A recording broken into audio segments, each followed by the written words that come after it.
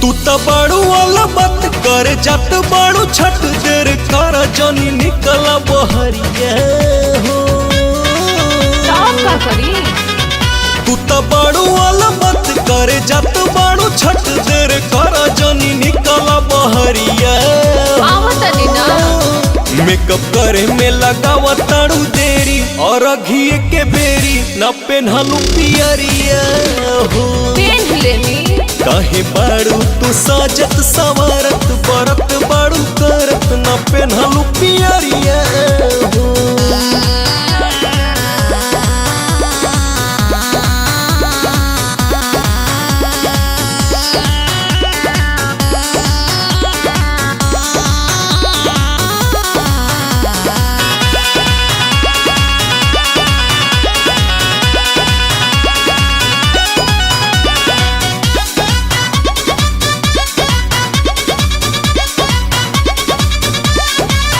लेके दौरा दुआरी पर रुकल बानी बात बुझत नहीं खूकी भूखल बानी।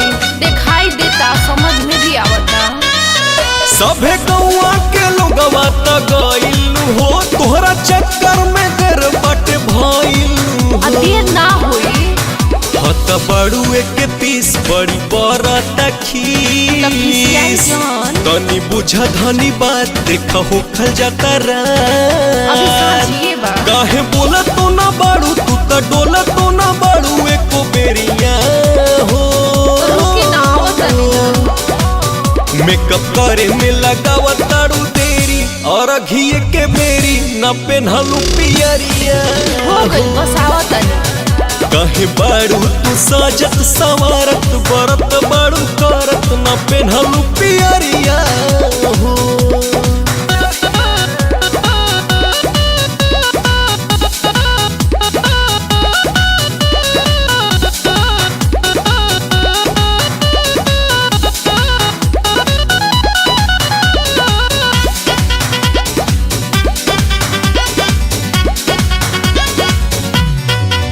छठी घाटे पर भीड़ बड़ी भइल होई निकला गे धनी सभे गइल होई। यही सन कहतनी कि सभी देखी त का कही। सोना बबुआ के कोरा में ले लिहा हो काने बहंगी बिना के तू दे दिहा हो। तैयार रही बा व्यवस्था विशेष कहताड़े बिमले का कहतनी छोड़ा पाउडर उठलाली धन निकला तुहाली।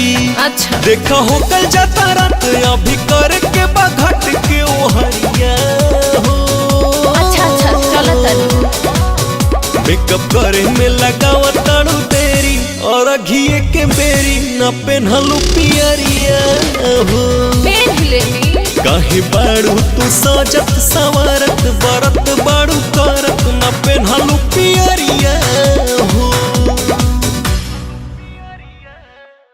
मेकअप करे में लगावा ताड़ू देरी और घिए के बेरी न पेन्हलू पियरिया हो। पेन लेनी काहे बाड़ू तू साजत सवारत